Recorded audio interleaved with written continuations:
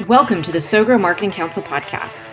The SowGrow Marketing Council is a membership organization comprised of growing marketers who want to stay ahead of developments in multiple areas of marketing. This podcast features recordings of SowGrow Marketing Council meetings. Tune in to hear expert marketers share tips and discuss the latest strategies and tools in marketing.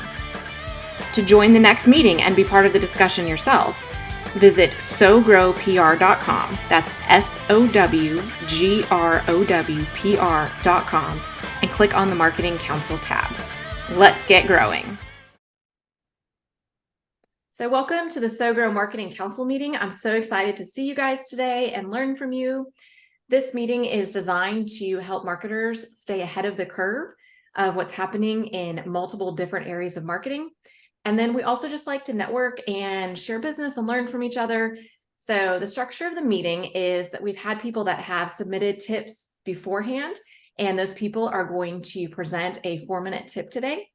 And then after each tip, we'll have about a minute or two for discussion. And that's a great opportunity to ask questions or offer a comment. And sometimes the best tips come out of the discussions, which is really fun. So we'll do that. And then I'll put the order in the chat so that you know who's going first.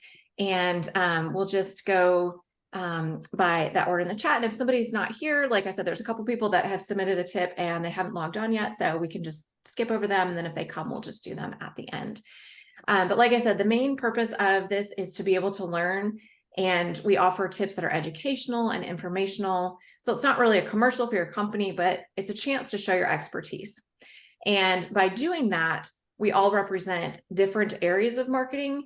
So we're able to stay up to speed on all these different areas without having to do the research ourselves. So for instance, I'm not necessarily an SEO expert or a sales expert, but, we have different people that represent different industries. So we can be able to learn from all of those things without having to just be those experts ourselves. And then I also encourage you guys to network outside of this meeting. So go ahead and put your name in the chat, put your website, your contact information, anything you want people to know. And guys, grab that information. You can download the chat. And I just encourage you guys to go out to coffee with each other. One reason this meeting started is because I kept having clients ask me, do you know someone that can do a website? Do you know someone that can help with sales? Do you know someone that does SEO? And I'm so careful about who I recommend. I want to make sure I know them and that I trust them. And this is such a great space to get to know people and really understand what they do. So that way you can say, yes, I know the perfect person. Rebecca can help you really with business management. And, you can do all these different recommendations knowing that you know these people and that you can trust them. So definitely recommend, go ahead and put your name, contact information in the chat. And then for the people that have submitted a tip, go ahead and introduce yourself and say your name and your company so that we all know who you are. And this is also a podcast, so we want people who are just listening to be able to know who you are as well. So I'm going to go ahead and put the order in the chat. And Rebecca, I believe we are starting with you. And Megan, I believe you had to drop off early, so I've got you second. And like I said, I think Virginia should pop on, Anita should pop on. And then, if anybody else had a tip that they wanted to share, we may have some time for that today too. So Rebecca, would you like to start us off? Yes, thank you. I'm Rebecca Brizi. Great to meet everybody. I'm a small business management consultant. Most of what I do is process, and process touches on every part of the business. And one of those parts that's been coming up and I've been talking a lot about recently is jargon. So the language that people use when they talk about their business. So that's the tip I want to focus on today, finding ways to identify and replace jargon in the way that we talk about our businesses, whether it's to clients, prospects, or a broader audience. There are two main reasons people use jargon. And one is that, or the two most common, one is that they don't know that they're using it. It's the language that we use in our profession every single day. It's so second nature that we don't notice it. The second reason is that we think it sounds impressive. So we think that by showing that we are specialists and we have access to all this language, it's a way of demonstrating our expertise or our great knowledge. It backfires, however, also for two reasons. The first, best case scenario, is the people you're speaking with don't understand what you're saying. Even if they understand the individual words, they don't necessarily understand what it is that you're trying to convey because they don't use those words in the way that you're using them. At worst, the second effect that it has is that people think that you're trying to sound intelligent. So it comes across as a form of arrogance. That by using these words, you're trying to demonstrate that you are more knowledgeable than other people in the room.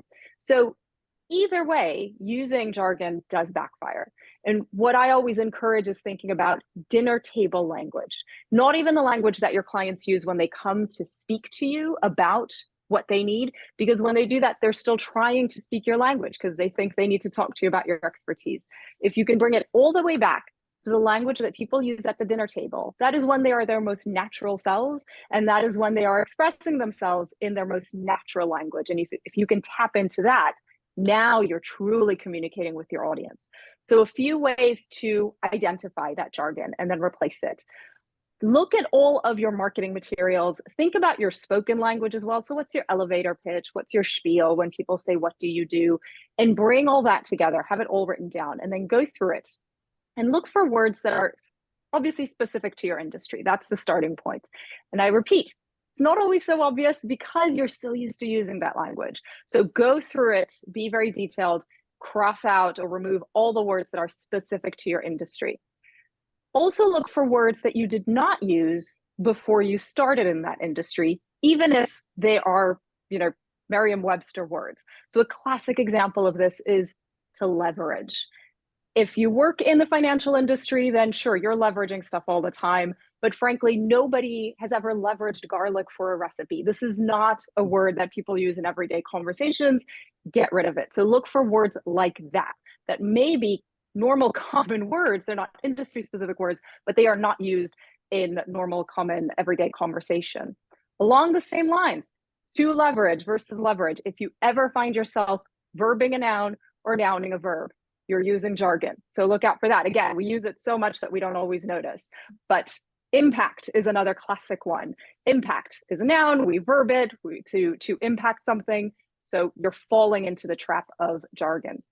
Words that mean something different in your industry, very similar. So like leverage, it means the same thing outside of your industry, but it's used differently in your industry. So look for those words that maybe, once again, common everyday words, but the way they're used in your industry is not the way people use them at the dinner table. So right back to the dinner table.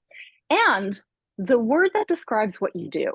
So this is a big one. If you work in sales, don't say sales. If you work in marketing, don't say marketing. If you work in branding, don't say branding.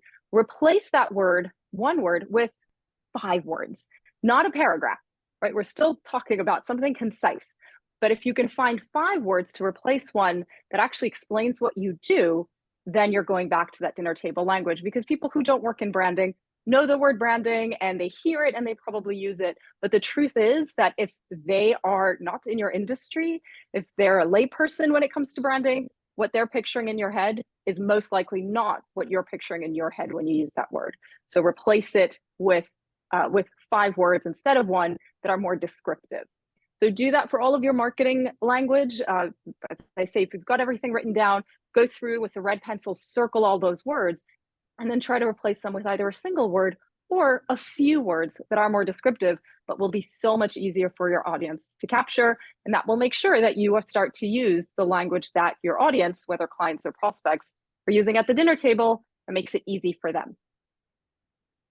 Wow, that's really helpful, Rebecca. And I think taking the word that you do and just putting the 5 words or being able to describe it in a different way is going to help you to even think about, what do I really do and what's the value that I offer to my customers?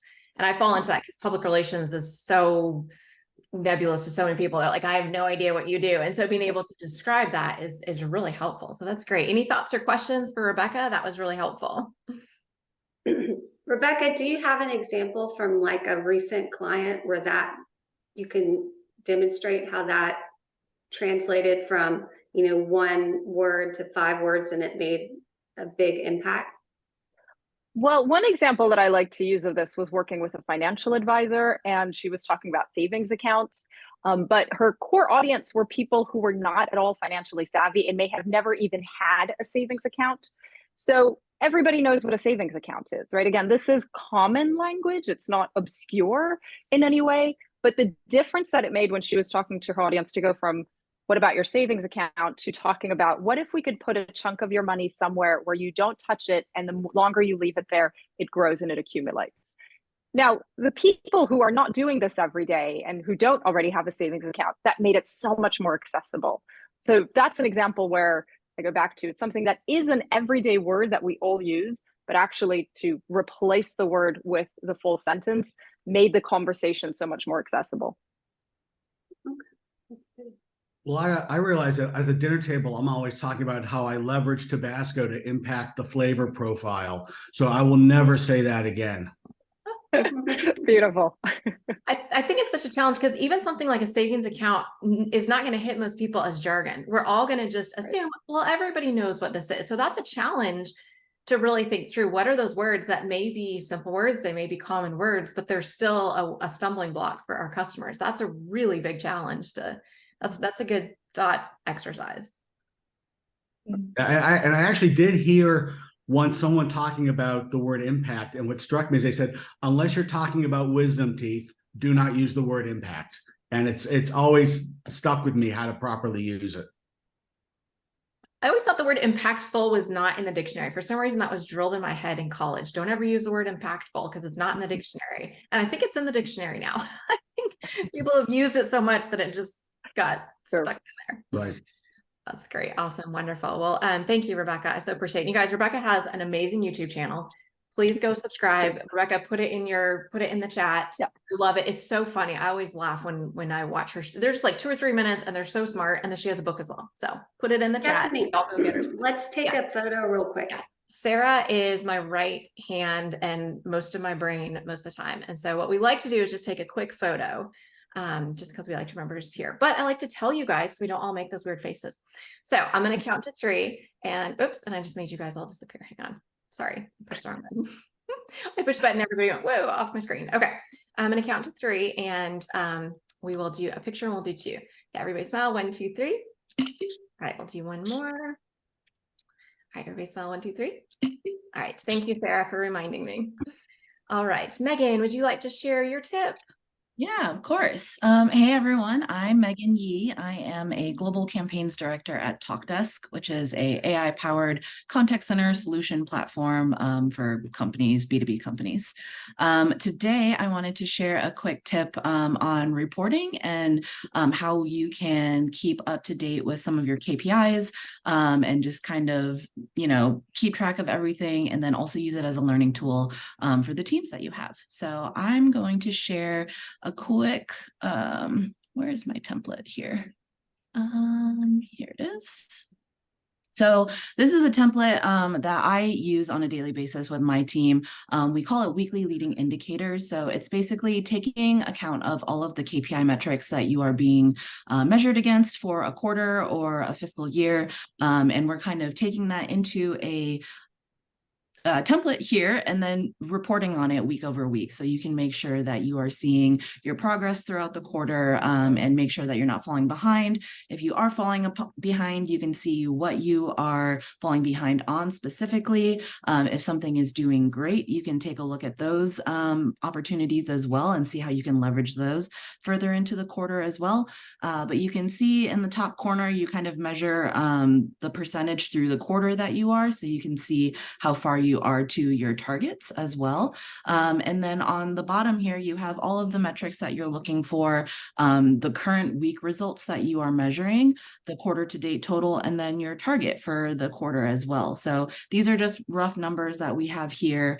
You can look at the status week over week also. So for instance, campaign members is one of the metrics that we measure by. So if we get 200 campaign members in for a given week and the target for the quarter is 4,000, and then I can't do quick math, but 4,000 divided by 13 weeks, whatever that is for the weekly result, you kind of want to see how you're tracking for that specific week. And then if you are above target, you'll measure it as green. If you're a little bit under, you can measure it as yellow. yellow. But if you're falling really far behind, you can measure it as red. And it gives your team a little bit of an indicator to be like, oh, like, how are we doing? What do we want to optimize? What do we want to change up, especially as you're getting further down the quarter? So just a fun little template. It's great to keep up to date with what your KPIs are. Again, like I said, tracking progress through the quarter. And then it's a great learning tool for your team as well. So if you are a senior leader and you manage a team, this is a great intro step to get them introduced to reporting and metrics and taking a look at how we're doing throughout the quarter. And it gives them a little bit of ownership as well to kind of say, hey, like, this is my campaign. I want to show you how far we've done. And it also allows them to be a little bit strategic to say, hey, this webinar that we did brought in so many campaign members and I wasn't expecting that. So maybe it's a third-party webinar that you did. That's a good publication that you want to use. And maybe it's something you think about in the future to try and replicate those results moving forward. So just a fun template to use to kind of keep up with your reporting and KPIs, and hopefully a good learning tool for your teams. That's wonderful. You're so organized. And I just love how you were just so structured with all this. I think the rest of us are like, wow, this is so organized, and it's amazing. Thoughts, questions for Megan? I forgot to mention the comment section is kind of where your team can also put those notes. So as they're evaluating how the performance is doing week over week, you can comment on it there. And then we keep it in a rolling presentation deck. So you can go back further back in the quarter just to see what happened last quarter or what happened 2 weeks ago. So it's a great historical reference as well for metrics and reporting. It sounds like you use this internally. Is this something that you guys also use for clients as well to help them see what you guys have done for them? So we are not technically an agency. We just kind of have customers who use our product themselves. They're more than welcome to use it as well, but this is kind of more something that we do internally to make sure all of our campaigns are running smoothly.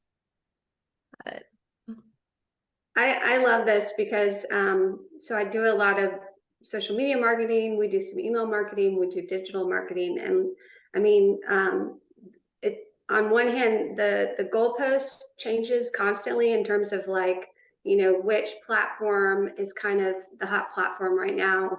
And even, you know, the algorithms and different things like that that's going on. And sometimes you'll be putting all your effort, you know, into one platform and then turn around, your email marketing is doing amazing and you're not putting that effort into your email marketing or whatever. So looking at these metrics regularly is so important. And this is a great list of indicators, you know, to kind of see, oh, this is doing really well. Let's put some attention here. This is not doing so well. You know, maybe we shouldn't be pouring so many resources into it, et cetera, et cetera. Exactly. It's great to manage your budget too, right? So if you're focusing a lot on that third-party partnerships and stuff, but they're not bringing in the revenue that you're looking to see, then, you know, it's a good opportunity to change things up. Yep. Yeah, Sarah's so right. We find a lot of clients want a lot of time invested into social media because that's what they see. But we think most of their revenue comes in through email marketing. And that's the thing that it's harder to get them to understand. So something like this is helpful to be able to say, well, your dollars are coming in through email marketing. So yes, do social, but invest more over here. So this is definitely a way to communicate that. Exactly. And your metrics can change to whatever you guys measure within your companies too. These are just the ones that we use, but definitely email marketing stats, all of that good stuff, all good things that you can add into this template. Awesome. Thank you so much, Megan. Any other thoughts or questions for Megan? Awesome. Great. Well, we will go to Kristen Moody of ID8. Please introduce yourself and we would love to hear your tip, Kristen. Yes, I am Kristen Moody. I'm working with ID8. So I'm filling in for Kristen Sellier today. I'm an account coordinator at ID8. I've been there for about a year. So I am going to share a tip about packaging design for CPG brands, and I have a PowerPoint to go with it. So pull this up. All right. So packaging design for CPG brands. So CPG, as you may know, stands for consumer packaged goods. And as you can imagine, there are some challenges that come along with it. Does anyone want to guess what those might be? Food safety is probably the first. Ease of opening. Yes. Recyclable. Yes. Yeah, those are some good examples. And some of the other challenges that we interact with as a design agency is first and foremost about the aesthetic, standing out on a shelf amongst competitors, especially when everyone has those bright, colorful packages. FDA regulations is something that I've personally dealt with a lot because it can add a lot of time and revisions to your project that you weren't necessarily expecting.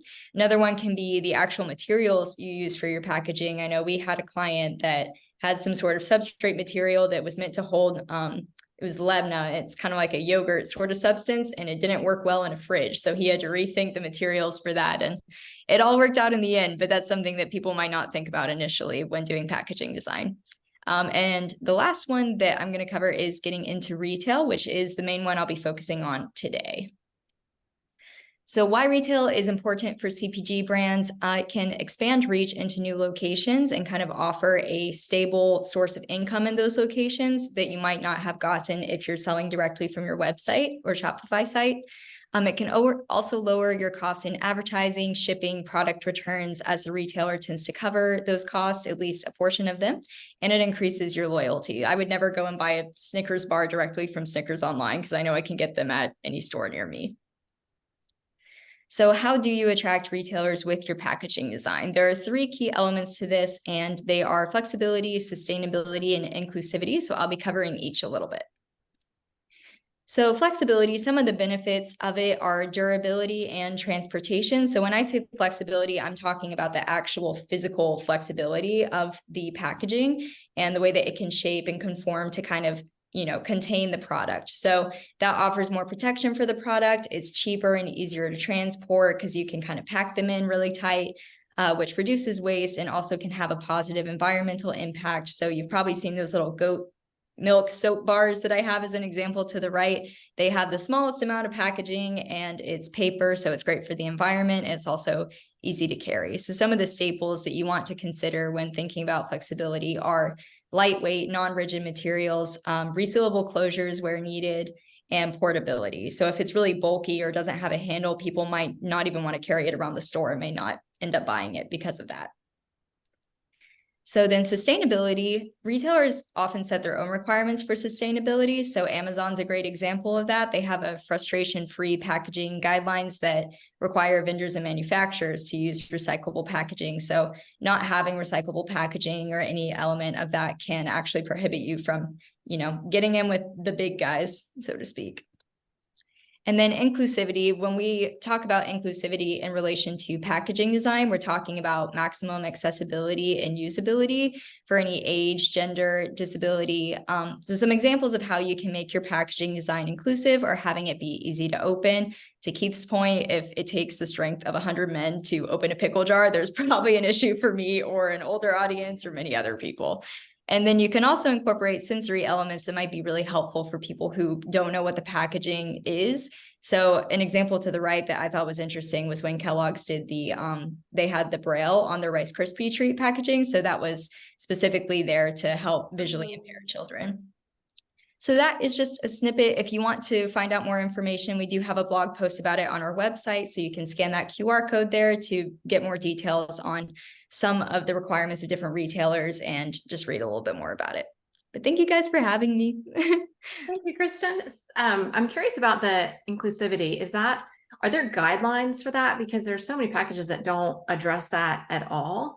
Mm-hmm. So at what point do brands need to start thinking like, yes, I need to have Braille on this, or yes, I need to have easy open? And how do you determine that? Is there like any official guideline for that?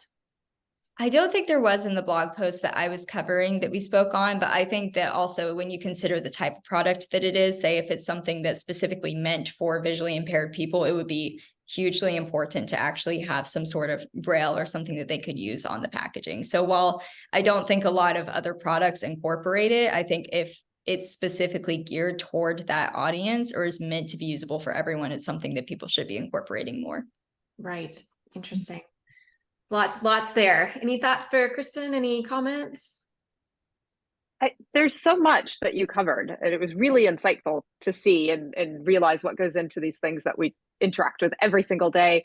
Are there considerations based on what the product is to determine which of all those things might be more important that you might have to give more attention to versus other elements of that?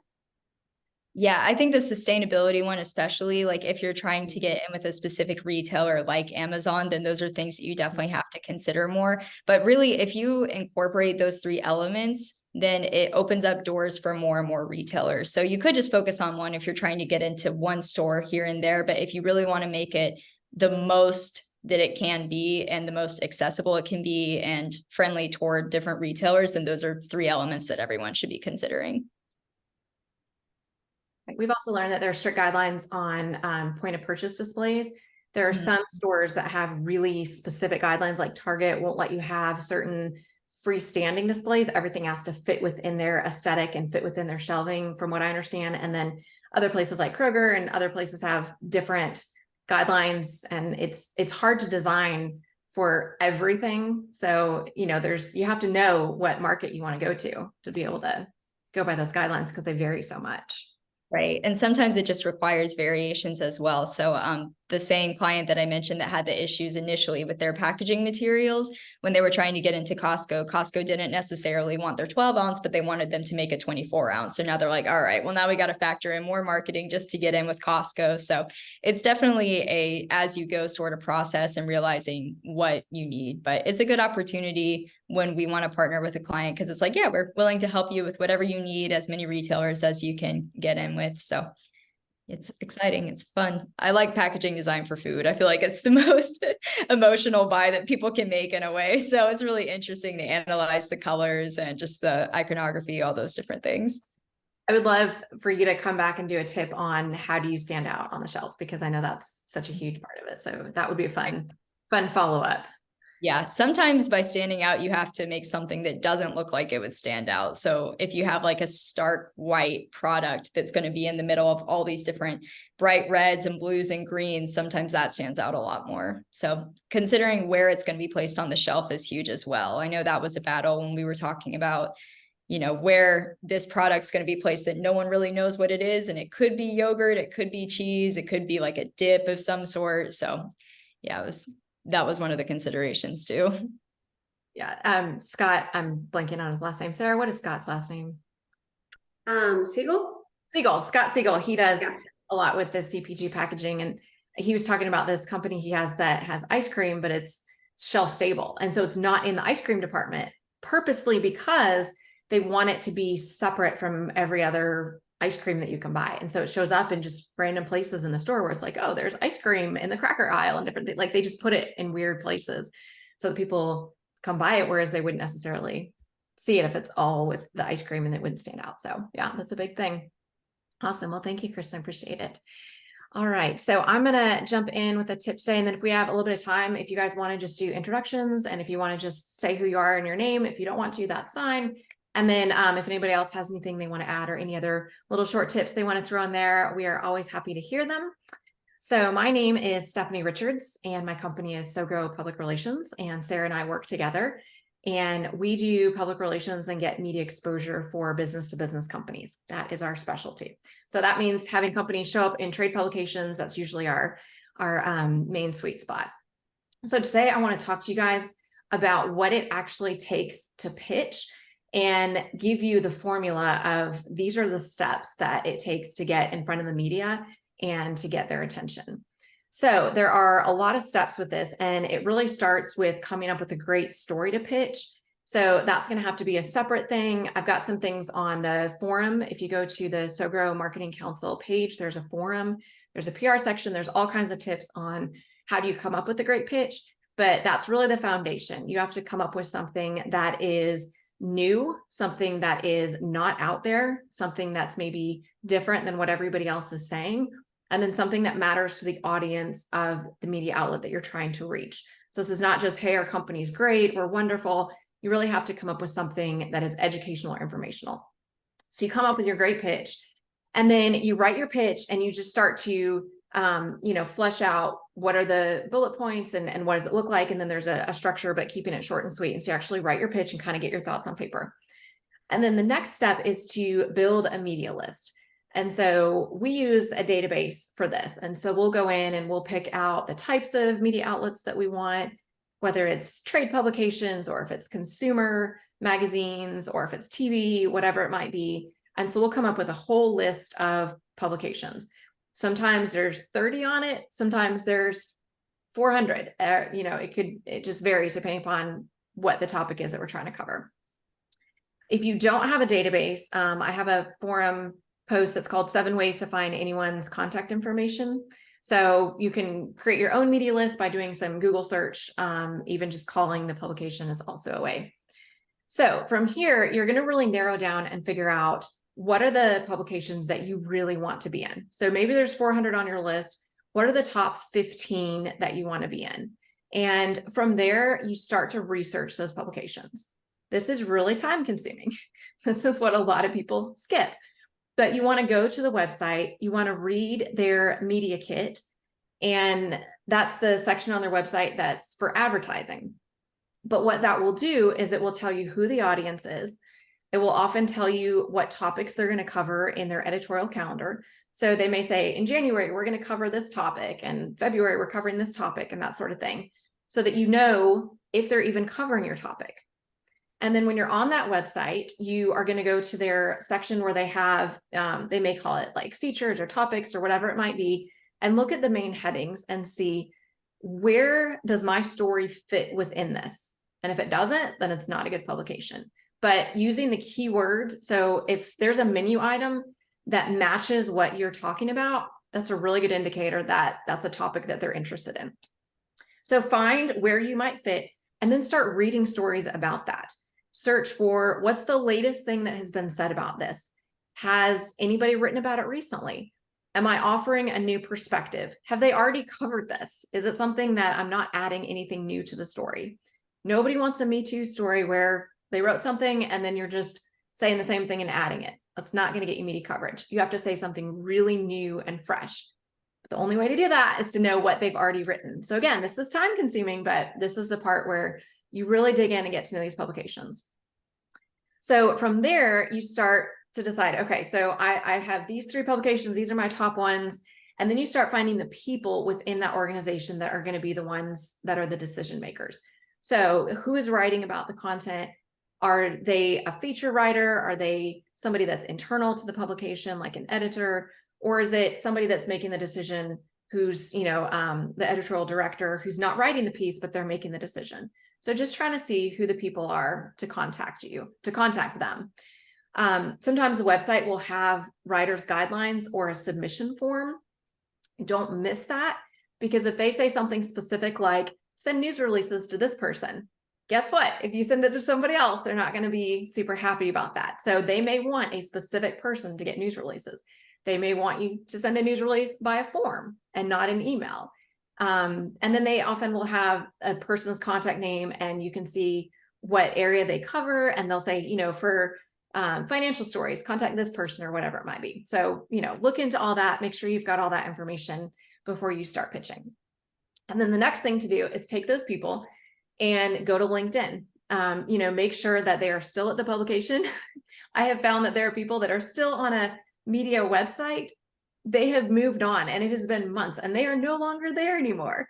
So, check LinkedIn, make sure that they're still active in that role, and just read their bio, see what they're covering. And sometimes you can find their contact information there if it's not on the website.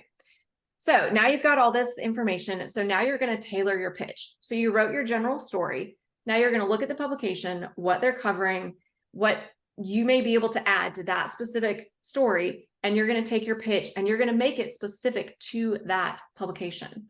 So we've gone from a huge scope and now we're getting really, really specific.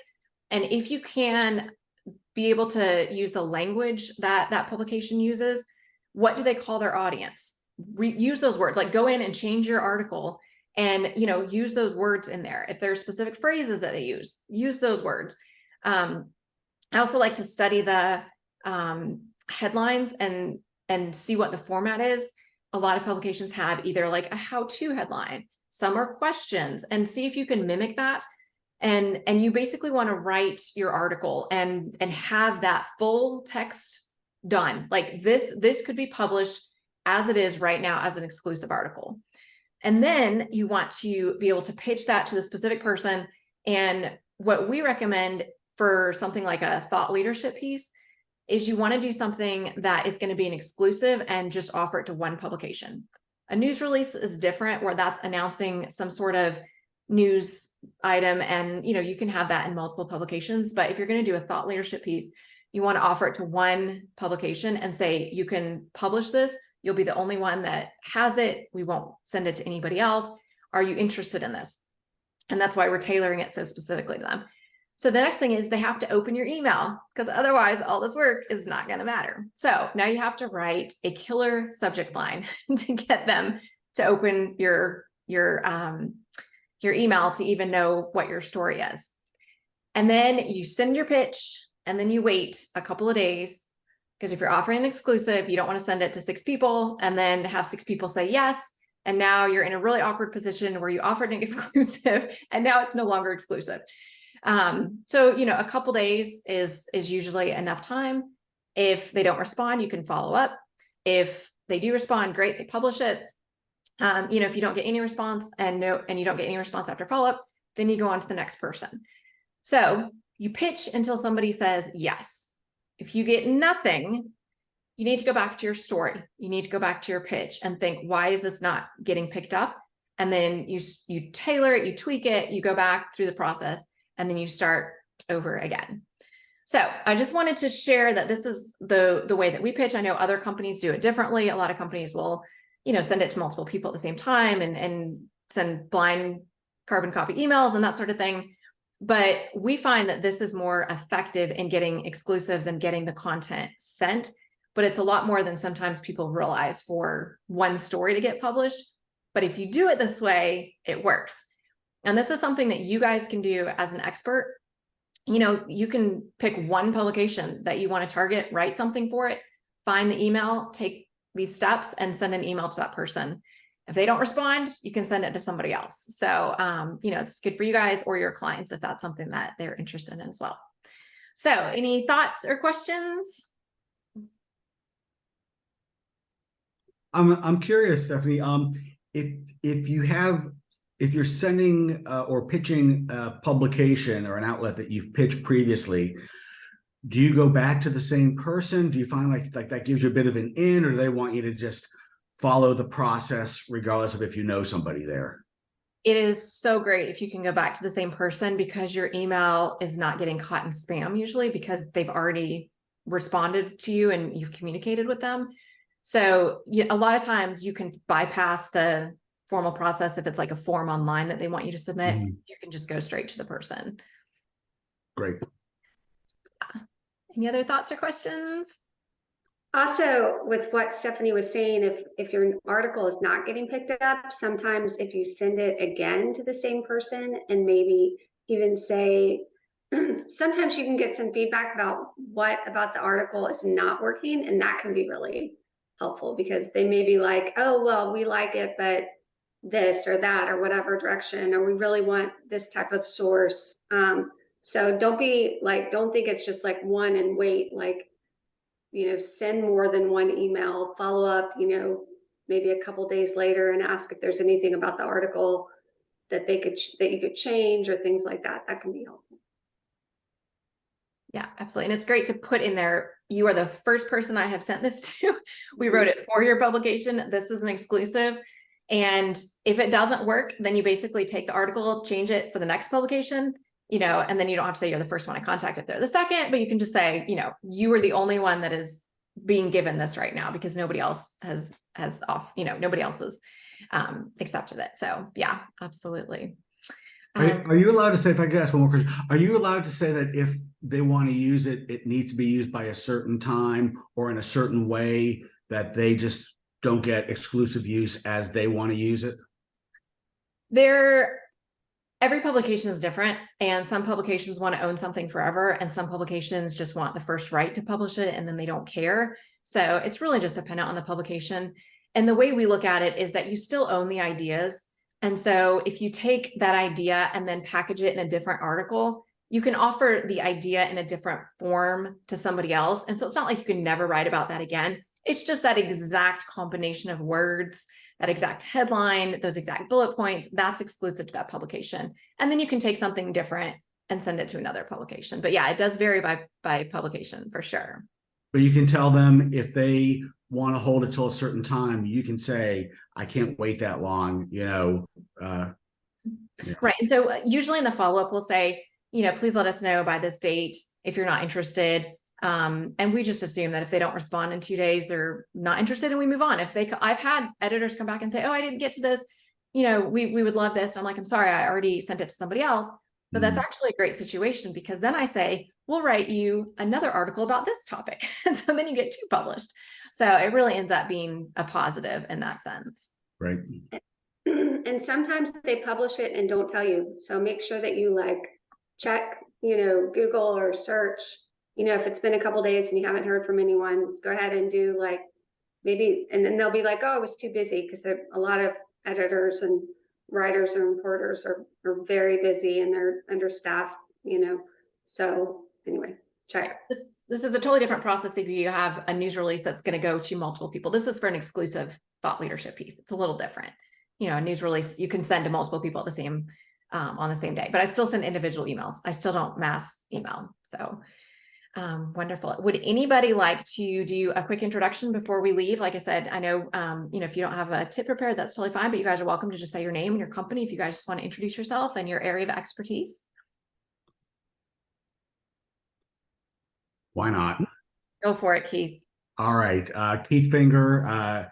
My expertise is in international revenue generation and marketing. So if companies are looking to grow their business overseas, they don't know how to do it, they don't know how to export, I can help them, walk them through the process, get more customers, look at what their readiness is to do export and marketing in other countries. Great, thank you. Anybody else before we sign off? I'll go. I'm Kurt Uhlir. I currently, by day, work for eXp Realty. They're the largest brokerage in the United States and the largest independent real estate company in the world, and then do a good bit of side marketing and consulting for hypergrowth companies or companies that are trying to get there. That's great. Awesome. Thank you. And like I said, put all of your contact information in the chat.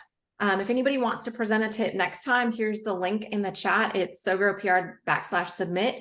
Submit your tips. We would love to have you guys share a tip next week. If there are any marketers that you know, please invite them, because that knowledge is helpful for us. We would love an SEO person. That is one that I love SEO, and we need somebody in SEO. Can anybody think of any other area that they would like to see? And maybe somebody knows somebody in that area. Well, let me know what you want to talk about SEO. So I'm running one of the largest enterprise SEO initiatives right now in the world. Will you please just tell us anything that you know about us? It's just such a make or break thing with marketing that you could present a tip on SEO every month and we would be thrilled. Well, next time, how about we talk about topical authority, because that'll play very well with the other parts of marketing too. Awesome. That sounds great. That would be wonderful. So yeah, so go ahead and subscribe. Sarah, do you have the Eventbrite link? Maybe you can put it in the chat. I don't know if we have the one up yet.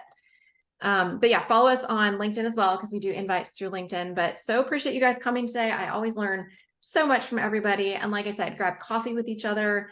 Sarah and I are toying with the idea of doing this in person again. So we've got some things in the works. And then we also, a lot of times we'll do the tips as a video that we will send to you, and you can promote it on your channels, your social media, newsletters, whatever it is. It's just nice to show your expertise and just have a video. So next meeting is October 17th. Go ahead and subscribe to that. Go ahead and submit your tips. And yep, Sarah just put it in the chat. No, it didn't work right. It's one of the crazy MailChimp tracking. I think I've got it, but anyhow, and we'll also, email you guys out too. But yeah, sounds good. Well, thank you guys for attending. I hope you guys have a great rest of your day, and we'll see you guys on October 17th. Thank you for listening to the SowGrow Marketing Council podcast. Want to be part of our next meeting?